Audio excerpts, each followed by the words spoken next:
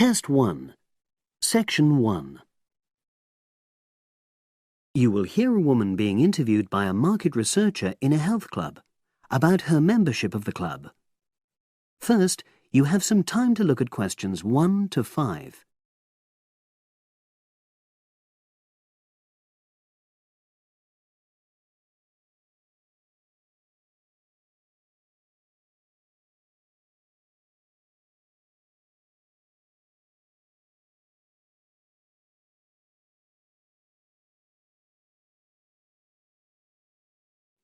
Now we shall begin. You should answer the questions as you listen, because you will not hear the recording a second time. Listen carefully and answer questions 1 to 5. Oh, excuse me. I wonder if you'd have the time to take part in some market research. What's it about? About this club and your experiences and opinions about being a member. It'll take less than 5 minutes. Oh, OK then, as long as it's quick. Can I start by taking your name? It's Selina Thompson. Is that Thompson? Yes. Okay, great. Thanks. And what do you do for a living? Well, I'm an accountant, but I'm between jobs at the moment. I understand. But that's the job I'll put down on the form. And would you mind my asking which age group you fall into? Below 30, 31 to 50, and above? Over 50, I think we can safely say. Great, thanks. And which type of membership do you have? Sorry, I'm not sure what you mean. Do you mean how long of... No, is it a single-person membership? Oh, right, no, it's a family membership. Thanks. And how long have you been a member?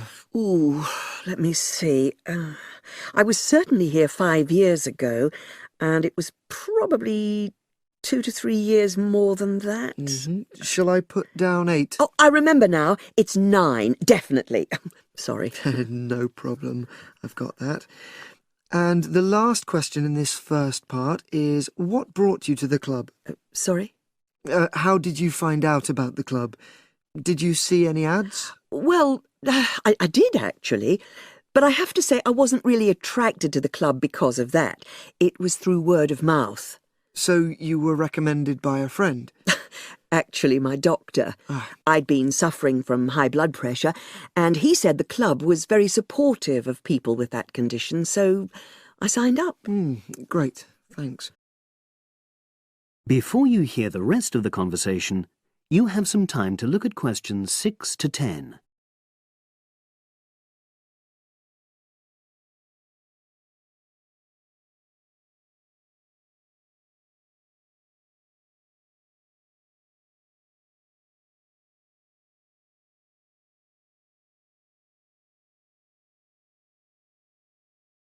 Now listen and answer questions 6 to 10. Now, for the second part of the form, I want to ask a bit more about your experience of the club. Sure. How often would you say you use the club? It varies enormously, depending on how busy I am. Of course. But on average, per month? I'd say it averages out at twice a week. OK, so 8 on average. Yeah, and 4 of those are aqua aerobics classes. That leads me to the next question. Would you say the swimming pool is the facility you make most use of? Fair to say that, yep. Right, thanks. And are there any facilities you don't use? One area I realise I've never used is the tennis courts. And there's one simple reason for that. You don't play tennis? Actually, I'm not bad at it. Oh. It's that I'm not happy having to pay extra for that privilege. Right. I've made a note of that. Thanks. Now, in the last section, are there any suggestions or recommendations you have for improvements to the club? Only about health and fitness? Anything at all? Well, I'd like to see more social events. It isn't just a question of getting together for games or classes, but other things, you know. Yes, sure. And another thing that I was thinking when I had my yoga class in the gym last night, we were all sweltering in the heat, was that I think they should put in, or, you know... Air conditioning. That's exactly what I mean. The rooms are really light and well designed, but they do need proper installations. Sure.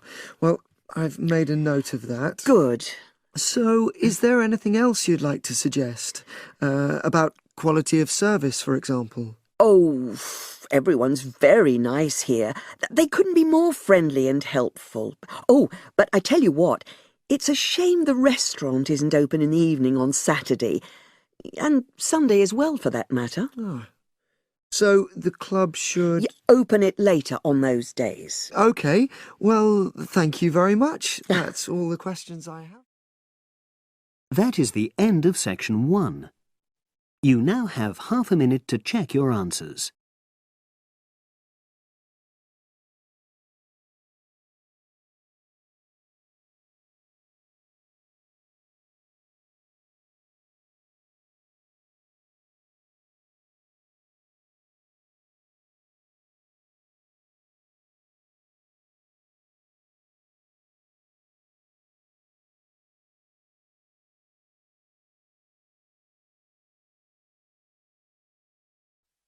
Now turn to section 2.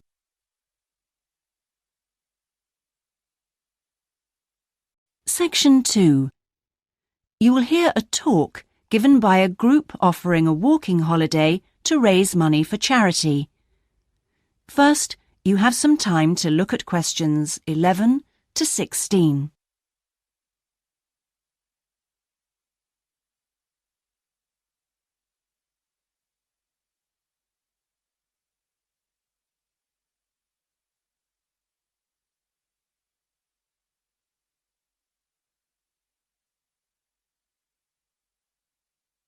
Now listen carefully and answer questions 11 to 16. Good morning. I'm very pleased to have been invited along to your club to talk about our charity-sponsored walking holiday for education aid. I'll start by giving you a brief overview of what it entails. First of all, let me explain what we mean by sponsored here. This is where people promise to donate money to the charity if you achieve your goal. In this case, to walk a certain number of miles. Basically, we are organising a 10-day holiday from the 6th to the 16th of November, with 8 days actual walking, trekking in the Samira Mountains. Let's have a look at some of the details. We require you to raise sponsorship money of at least $3,200, paying $250 of it up front as a deposit, and the rest in stages throughout the year. Out of this, about 35% will go on your expenses, and that leaves 65% guaranteed to go to the charity. Which brings me to the most important part. This trek is being specifically organised to help education in the Samira region. Last year, we helped train teachers for the disabled, and this year we're focusing on the pupils. Each of the walkers' sponsorship money will go to help an individual special needs pupil in one of the mountain schools. In the second part of the talk, I'll be giving you a lot more details. But back to the basic information.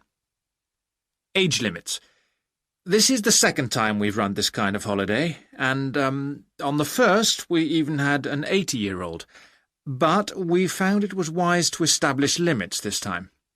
You have to be at least 18, and the top limit is now 70. Though you need to obtain a health certificate from your doctor if you are over 60 years old.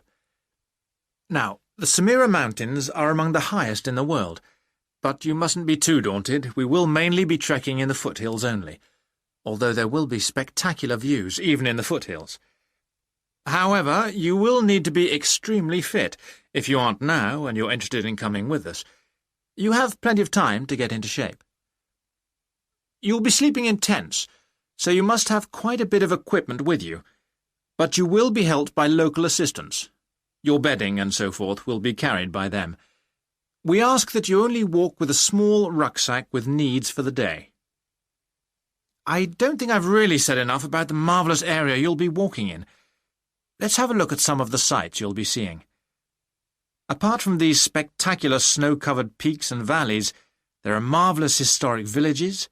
The area has been famous for centuries for making beautiful carpets, although recently there has been a trend to move into weaving blankets and wood carving.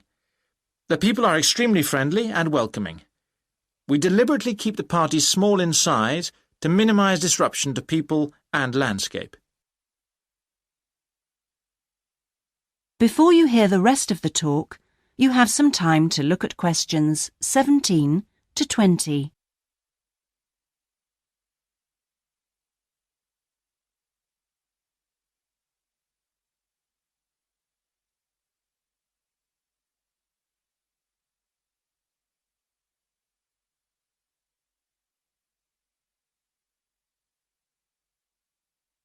Now listen and answer questions 17 to 20. I hope that there are still some people interested. I will be distributing leaflets at the end where you can find out more information. But just for the moment, I'll outline the itinerary, the main high points of the holiday. Obviously, you'll start by flying out to Kishbar, the capital city, on day 1.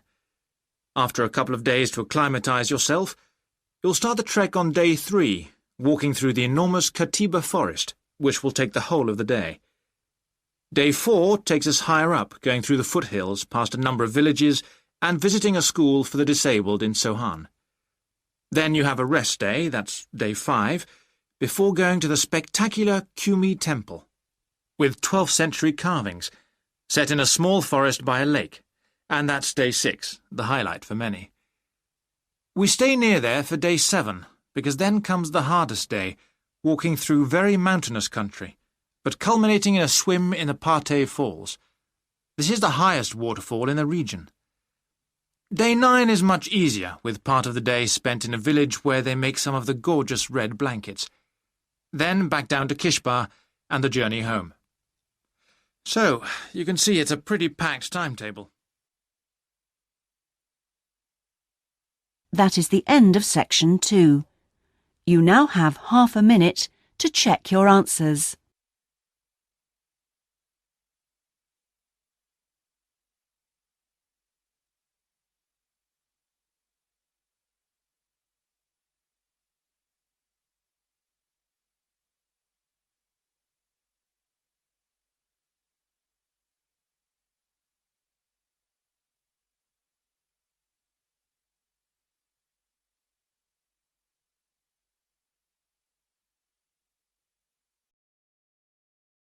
Now turn to section 3. Test 1. Section 3. You will hear a woman called Phoebe, who is training to be a teacher, talking to her tutor called Tony about research she has done in a school. First, you have some time to look at questions 21 to 25.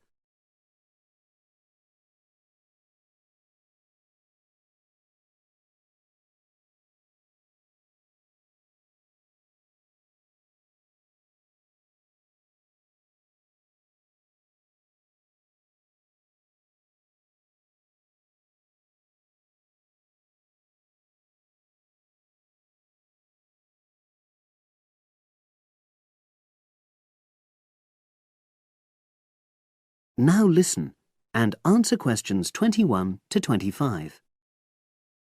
So, how did you get on with your school-based research, Phoebe? Well, it was exhausting, but really valuable. Good. What was the specific focus you chose? My title is Attitudes Towards Study Among 11 to 12-year-old Pupils. Right, and what made you choose that focus?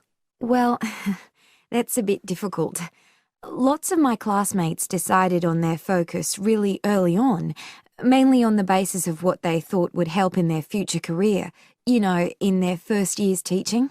So that's what helped you decide? Actually, it was that I came across a book written by experienced teachers on student attitudes, and that motivated me to go for the topic. OK. So what were your research questions or issues? Well, I wanted to look at the ways students responded to different teachers, particularly focusing on whether very strict teachers made teenagers less motivated. And from your research, did you find that was true? No, not from what I saw, from my 5 days observation, talking to people and so forth. OK. We'll talk about the actual research methods in a moment, but before that, can you briefly summarise what your most striking findings are? Well, what really amazed me was the significant gender differences. I didn't set out to focus on that, but I found that boys were much more positive about being at school. Girls were more impatient. They talked a lot about wanting to grow up and leave school. Very interesting. Yeah, it is. From doing the research, it was clear to me that you might start out to focus on one thing, but you pick up lots of unexpected insights. Right. Did you get any insights into teaching? Yes, certainly. I was doing a lot of observations of the way kids with very different abilities collaborate on certain tasks, help each other. And I began to realise that the lessons were developing in really unexpected ways. So what conclusion do you draw from that? Well, I know it's necessary for teachers to prepare lessons carefully, but it's great if they also allow lessons to go their own ways. Good point. Now, I'm really pleased to see you doing this. Analysing and drawing conclusions based on data. But surely this isn't proper data. Because it's derived from such small-scale research. Well, as long as you don't make grand claims for your findings, this data is entirely valid. I like the way you're already stepping back from the experience and thinking about what you've learned about research. Well done. But I know I could have done it better. As you become more experienced, you'll find ways to reduce the risk of difficulties. OK. Now you have some time to look at questions 26 to 30.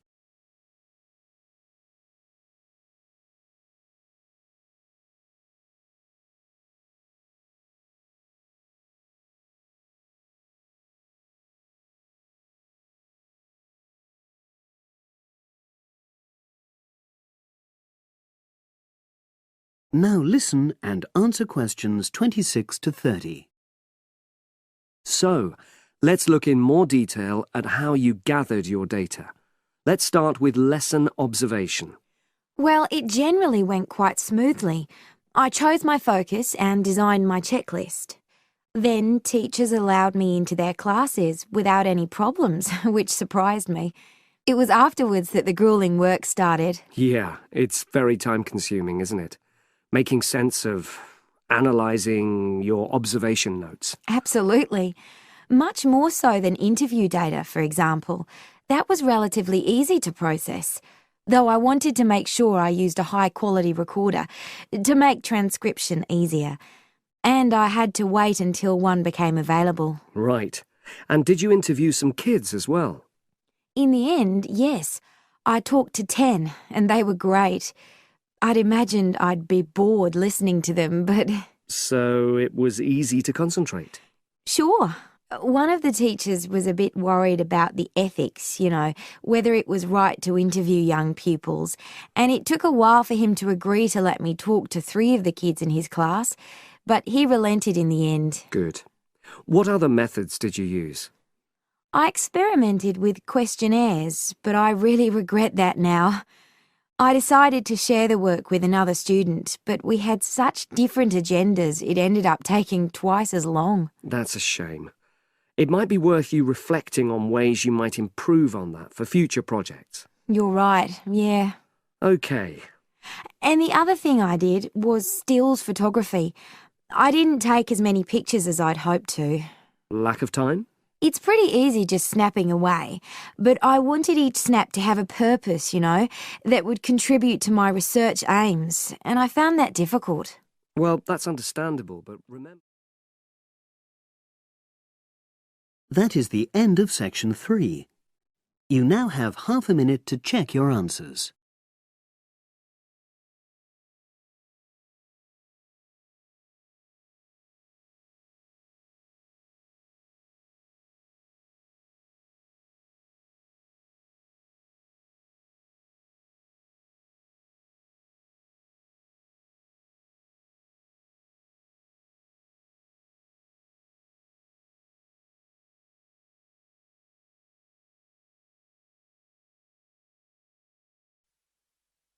Now turn to Section 4.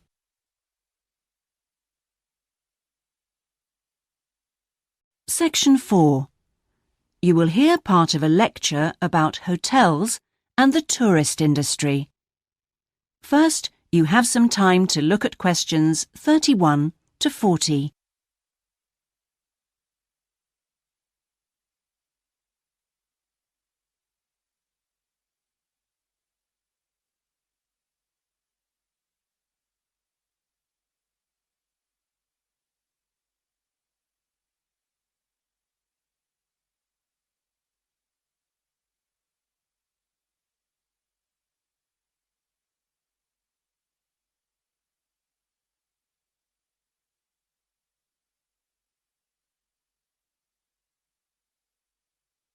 Now listen carefully and answer questions 31 to 40.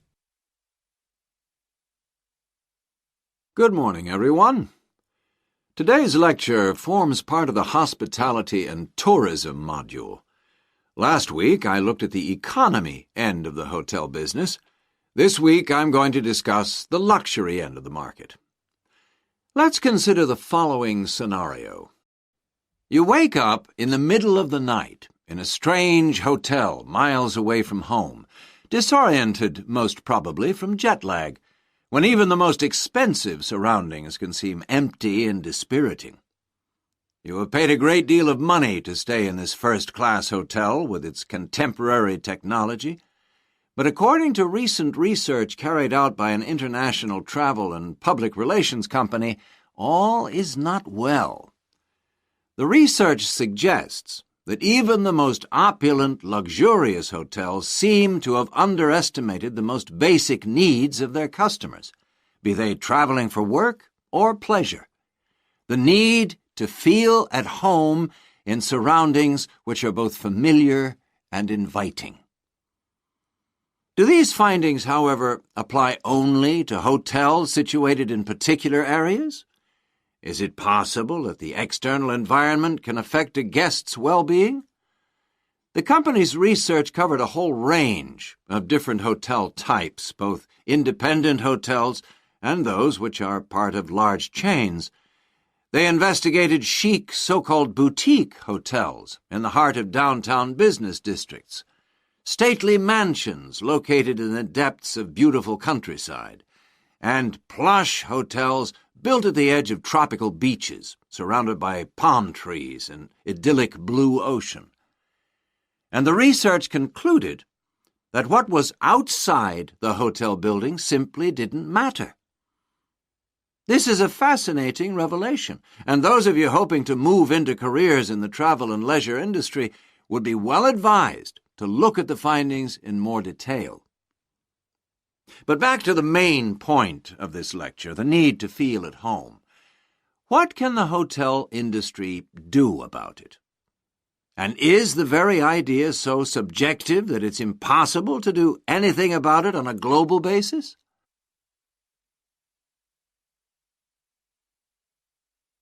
However, nothing stands still in this world. One company has come up with the slogan, "Take your home with you," and aims to provide clients with luxury serviced apartments. Those in the business travel industry maintain that these serviced apartments dispense with all the unwanted and expensive hotel services that business travelers don't want, while maximizing the facilities they do want. For example, not only sleeping and living accommodation, but also a sleek modern kitchen that allows guests to cook and entertain, if they wish, at no additional cost. The attractions of such facilities are obvious, and it'll be interesting to see whether the company manages to establish a trend all over the world and make a lasting impact on the luxury accommodation market. Now, finally, I want to consider the psychology underpinning the traditional holiday hotel industry. As a hotelier, how do you go about attracting people to give up the security of their own home and entrust themselves to staying in a completely strange place and sleeping in an unfamiliar bed? Firstly, hotels exploit people's need to escape the predictability of their everyday lives. For a few days, people can pretend they are free of responsibilities and can indulge themselves. Secondly, there is something very powerful in our need to be pampered and looked after. It's almost as if we returned to being a baby when everything was done for us and we felt safe and secure. And not far removed from this is the pleasure in being spoilt and given little treats, like the minuscule bottles of shampoo and tiny bars of soap, the chocolate on your pillow at night. And we actually forget that we are paying for it all. Next week, I'm going to look at eco-hotels, a fairly new phenomenon, but increasingly popular, particularly... That is the end of section 4.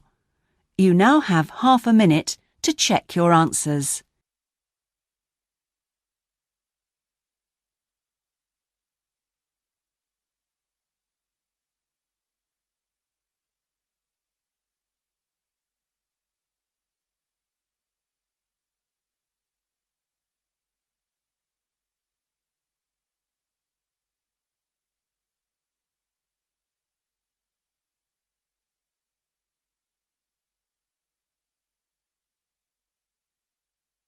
That is the end of the listening test.